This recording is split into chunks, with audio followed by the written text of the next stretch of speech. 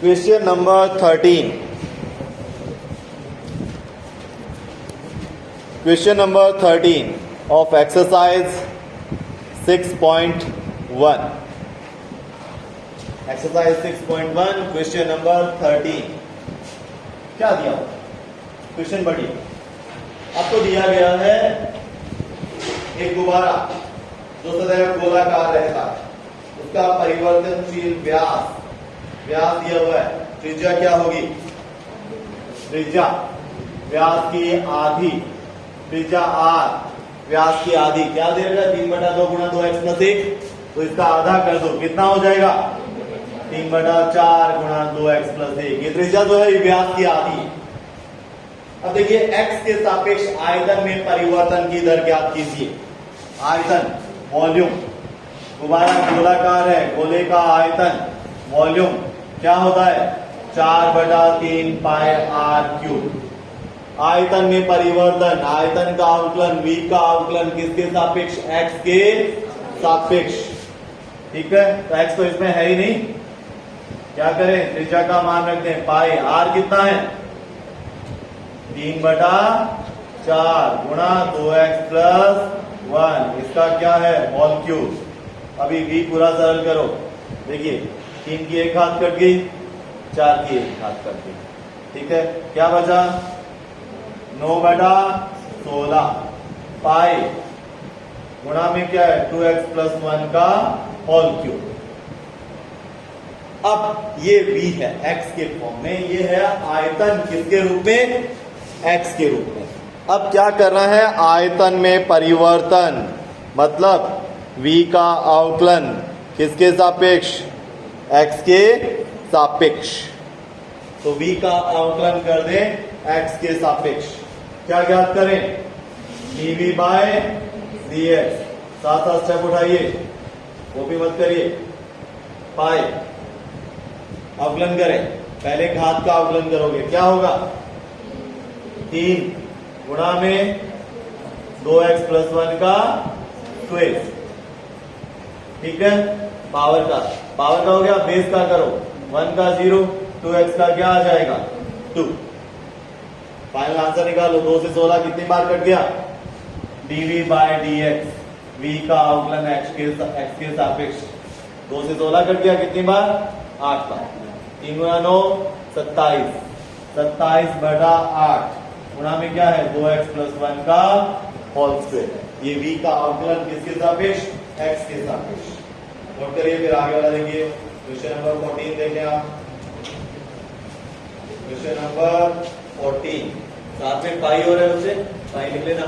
ये पाई रह गया बीच में, पाई और लगा ली. बस त्रिज्या दे रखी है, व्यास की आधी त्रिज्या. आयतन के सूत्र में r त्रिज्या रखी. इसको थोड़ा सरल कर लो ओपन करके. ये वॉल्यूम आयतन आ गया x के रूप में. अब v का अवकलन कर दो x के सापेक्ष, आयतन में परिवर्तन x के सापेक्ष. इसके बाद 14वां क्वेश्चन, बहुत ही अच्छा क्वेश्चन. एक पाइप से रेत गिर रही है 12 सेंटीमीटर क्यूब प्रति सेकंड. ऊपर से अगर आप जमीन पर रेत डालते हो, ऊपर से जमीन पर रेत डालते हो तो क्या होता है? जो रेत का ढेर बनता है वो किसकी शेप में होता है? वो कौन? शंकु, शंकुआकार बनता है ना. रेत का ढेर शंकुआकार बनता है. क्या बनता है? शंकुआकार. शंकु बनेगा. तो शंकु बनेगा. आप देखिए क्या दे रखा है? प्रति सेकंड वो रेत गिर रही है, मतलब प्रति सेकंड शंकु का आयतन जो है उसमें वृद्धि हो रही है. ठीक है, पाइप से रेत 12 सेंटीमीटर क्यूब प्रति सेकंड की दर से गिर रही है. 1 सेकंड में उस शंकु का आयतन बढ़ जाता है. कितना? 12 centimetre cube.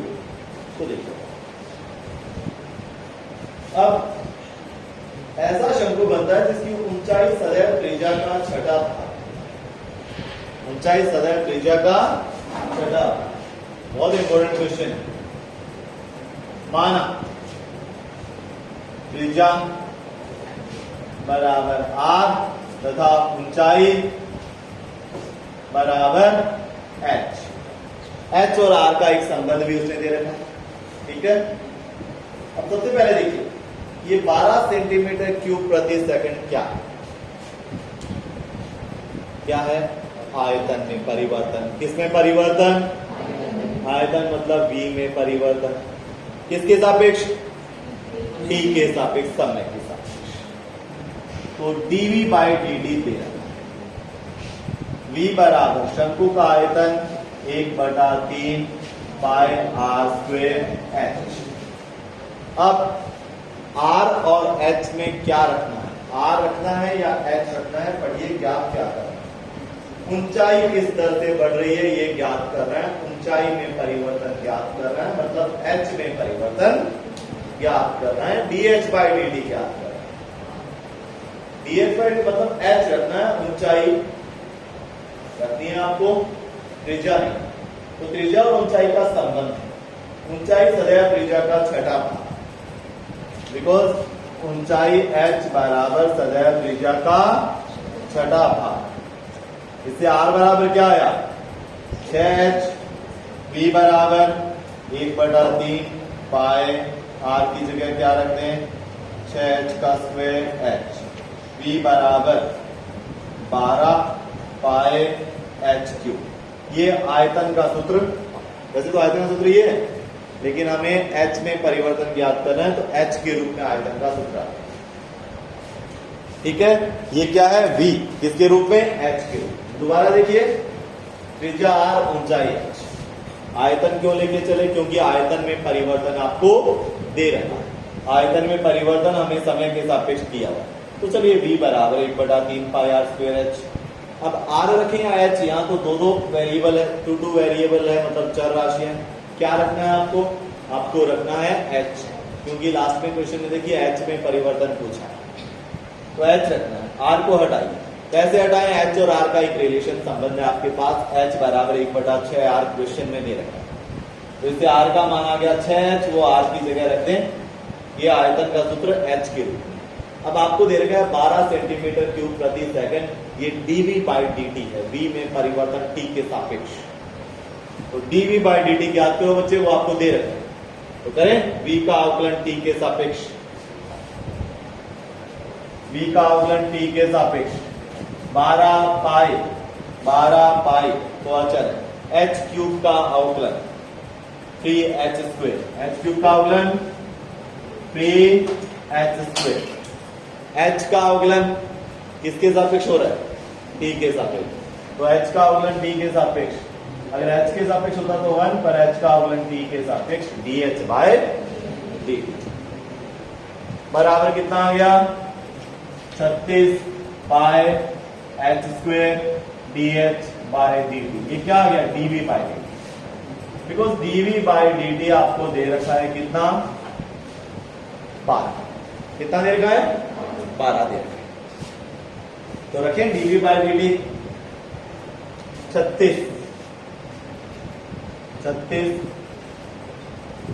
Pi h square dh by dt बराबर कितना? 12। ये dv बाई dt। इसीलिए हमने v का अवकलन t के सापेक्ष किया, क्योंकि वो आपको दे रखा, वो आपको दिया हुआ। 12 से 36 कट गया 3 बार। dh बाई dt बराबर 1/3 पाई h स्क्वेयर। h में परिवर्तन ज्ञात करिए जबकि ऊंचाई h 4 सेमी हो, जबकि h 4 हो।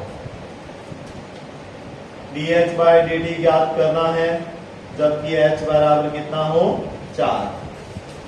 h की जगह 4 रखें, 4 का स्क्वायर 16 गुना 3 48 पाए। h में परिवर्तन है, h ऊंचाई है, तो ऊंचाई की इकाई क्या होगी? सेंटीमीटर। किसके सापेक्ष हो रहा है बच्चे? समय के सापेक्ष, तो प्रति सेकंड। 14वां क्वेश्चन। अब आगे नॉर्मल से क्वेश्चन करते हैं, बिल्कुल ही।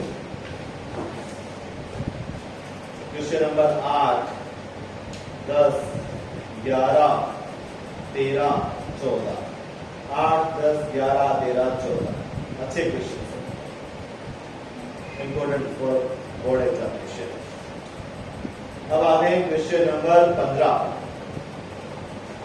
एक वस्तु की x इकाइयों के उत्पादन से संबंधित कुल लागत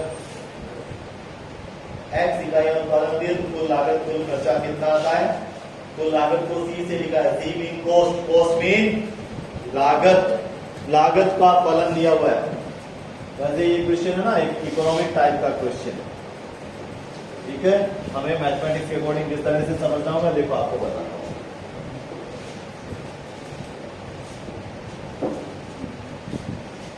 क्या ज्ञात करना है, एक फलन दे रखा है आपको cx, क्वेश्चन नंबर 15 cx, ये फलन दे रखा है। उसमें देखिए फलन क्या दे रखा है आपको, ये दे रखा है आपको 0.007 x cube minus 0.003 x square plus 15x plus 4000। ये x इकाइयों की लागत, कॉस्ट, कॉस्ट लागत किसकी, x इकाई, उसका एक ये फलन दे रखा है बना के। अब आपसे पूछा है सीमांत लागत ज्ञात करिए जबकि 17 इकाइयों का उत्पादन किया। इकाई को उसने किससे दर्शाया, x से, ठीक है। इकाई को किससे दर्शाया, x से। अब x बराबर 17 इकाइयों का उत्पादन, जब x बराबर 17 हो तब सीमांत लागत ज्ञात करें, ठीक है। लागत में परिवर्तन, लागत में परिवर्तन किसके सापेक्ष, इकाई के सापेक्ष, इकाई के सापेक्ष बराबर होता है सीमांत लागत। सीमांत लागत क्या होती है, लागत में परिवर्तन, लागत में परिवर्तन उसकी इकाई के सापेक्ष वो सीमांत लागत होती है। ये किसका फलन है, लागत फलन, कॉस्ट फलन, कॉस्ट फंक्शन, ठीक है। इसमें परिवर्तन मतलब इसका अवकलन किसके सापेक्ष, इकाई के सापेक्ष। इकाई को किससे दर्शा रहे हो आप, x से दर्शा रहे हो ना, तो x के साथ इसका अवकलन x के सापेक्ष वो होगा सीमांत लागत। सीमांत को इंग्लिश में बोलते हैं marginal, marginal cost, marginal cost. Question में देखिए क्या पूछा गया है, सीमांत लागत ज्ञात करिए, मार्जिनल कॉस्ट ज्ञात करिए, ठीक है। मार्जिनल कॉस्ट क्या होगा, लागत में परिवर्तन इकाई के सापेक्ष, ठीक है। वो तो चलो एक कमर्शियल लैंग्वेज होगी, मैथमेटिकल लैंग्वेज यही है, लागत फलन का अवकलन x के सापेक्ष, मतलब इसमें परिवर्तन x के सापेक्ष, वो होगा मार्जिनल कॉस्ट, ठीक है। Marginal cost is equal to होगा इस c फलन का अवकलन, f का अवकलन, f फलन के अवकलन को किससे लिखते हैं, f डैश से लिखते हैं ना, f डैश x। उसी तरह से c फलन का अवकलन आप इस तरह से भी दर्शा सकते हो, डिफरेंशिएशन करके भी, c डैश x लिख दो या ऐसे लिख दो, डिफरेंशिएशन c फलन। मार्जिनल कॉस्ट सीमांत लागत बराबर लागत फलन का, लागत में परिवर्तन की दर मतलब लागत फलन का अवकलन किसके सापेक्ष, x के सापेक्ष। तो marginal cost is equal to, इसका अवकलन कर दो भाई, x क्यूब का 0.007, x क्यूब का 3x square minus 0.003 x square का स्क्वायर, 15x का x के सापेक्ष 1 और अचर का हो गया 0, ठीक है। मार्जिनल कॉस्ट, ठीक है, किसे मल्टीप्लाई करें, 7 से, 0.021 x square minus 0.006 x plus 15, ये मार्जिनल कॉस्ट का फलन। मार्जिनल कॉस्ट ज्ञात करो जब इकाई x बराबर कितना हो, x बराबर कितना हो 17, जब x बराबर 17 हो, x की जगह 17 लिखो, ठीक है। मतलब सीधी सी बात है, इसका अवकलन करो और x बराबर जो इकाई दे रखी है वो रखो। अब देखिए 16वां भी बिल्कुल ऐसा ही क्वेश्चन, किसी पहले तो लागत दे रखी थी, लागत सीमांत लागत, मार्जिनल कॉस्ट, लागत में परिवर्तन इकाई के सापेक्ष सीमांत लागत होती। ठीक है, मतलब लागत फलन का अवकलन x के सापेक्ष। 16वां देखिए ऐसा ही, किसी उत्पाद की x इकाइयों के विक्रय से प्राप्त कुल आय को क्या लिखा, लागत को क्या लिखा, C से, C कॉस्ट लागत, आय इनकम रेवेन्यू, किसे लिखते हैं, R से, रेवेन्यू। रेवेन्यू मतलब RX, रेवेन्यू फलन का फलन। आपको क्या दे रखा है, क्वेश्चन नंबर 16, RX बराबर 13x² plus 26x plus 15, 26x plus 15, revenue आय x इकाइयों की, पहले क्या था, लागत खर्चा, इस बार लाभ है, आय रेवेन्यू। सीमांत लागत, मैंने आपको बताया था ना, मार्जिनल कॉस्ट क्या थी, कॉस्ट में परिवर्तन इकाई के सापेक्ष, x के सापेक्ष। अब पूछा है सीमांत आय, मार्जिनल रेवेन्यू, तो वही रेवेन्यू में परिवर्तन, रेवेन्यू का अवकलन किसके सापेक्ष, इकाई के सापेक्ष। बिल्कुल वही क्वेश्चन है। आपसे पूछा है सीमांत आय इनकम का फलन दे रखा है, मार्जिनल रेवेन्यू ज्ञात करो। मार्जिनल रेवेन्यू बराबर रेवेन्यू में परिवर्तन, रेवेन्यू का अवकलन x के सापेक्ष, इसका अवकलन करो 26x प्लस 26। मार्जिनल रेवेन्यू, सीमांत आय, जब इकाई बराबर कितनी देर की हो, कितनी देर की है, 7 देर की, तो x बराबर क्या रखते हैं, 7 निकाल लेना वहां कितना है। बिल्कुल 15वां 16वां दोनों एक जैसे। सीमांत आय में परिवर्तन x के सापेक्ष, आय वाले फलन का अवकलन x के सापेक्ष। ठीक है, और सीमांत लागत वाले फलन का अवकलन x के सापेक्ष। फिर अवकलन करके इकाई x का मान दे रखा है, रख दो, उत्तर आ जाएगा। नाउ क्वेश्चन नंबर 17, एक वृत्त की त्रिज्या r बराबर 6 सेमी पर r के सापेक्ष क्षेत्रफल में परिवर्तन। ये तो बिल्कुल छोटे क्वेश्चन आगे बच्चे, यहाँ पर 17वां क्वेश्चन, क्वेश्चन नंबर 17 क्या दे रखा है, वृत्त का क्षेत्रफल, उसमें परिवर्तन, क्षेत्रफल वृत्त का एरिया, ए बराबर क्या होता है, पाई r स्क्वायर। परिवर्तन अवकलन किसके सापेक्ष, क्वेश्चन में दे रखा है, किसके सापेक्ष, r का अवकलन r के सापेक्ष, r स्क्वायर का 2r और r का r के सापेक्ष 1। क्षेत्रफल में परिवर्तन r के सापेक्ष ज्ञात करो, जबकि r बराबर कितना हो, r बराबर 6, 2 गुणा 6 12 पाई। क्षेत्रफल की इकाई क्या होगी, सेंटीमीटर स्क्वायर प्रति, r के सापेक्ष, r की इकाई क्या होगी, सेंटीमीटर। वैसे देखिए ये कट के सेंटीमीटर रहता है। छोटा सा क्वेश्चन है बिल्कुल। 18वां बिल्कुल 16वां क्वेश्चन करें, कर ही लेते हैं 18वां में। ये तो लास्ट में ऑब्जेक्टिव क्वेश्चन आ गया ना, छोटे क्वेश्चन। वही 3x² plus 36x plus 5, revenue आय का फलन ये है बच्चे, रेवेन्यू यानी आय का फलन ये है। अब क्या करना है, सीमांत आय ज्ञात करो, मार्जिनल रेवेन्यू ज्ञात करो, जब x बराबर कितना हो, 15 हो। मार्जिनल रेवेन्यू, सीमांत आय बराबर आय में परिवर्तन, r वाले फलन का अवकलन x के सापेक्ष, 6x प्लस 36। मार्जिनल रेवेन्यू, सीमांत आय ज्ञात करनी, जब x बराबर कितना हो, कितना देगा है, 15, तो x बराबर रखते हैं 15। तो यहाँ एक्सरसाइज 6.1 आपकी कंप्लीट हो जाती। ठीक है, अवकलन 5वें प्रश्नावली थी, उसके अनुप्रयोग हो रहे हैं, इसमें अवकलन काम में आ रहा है।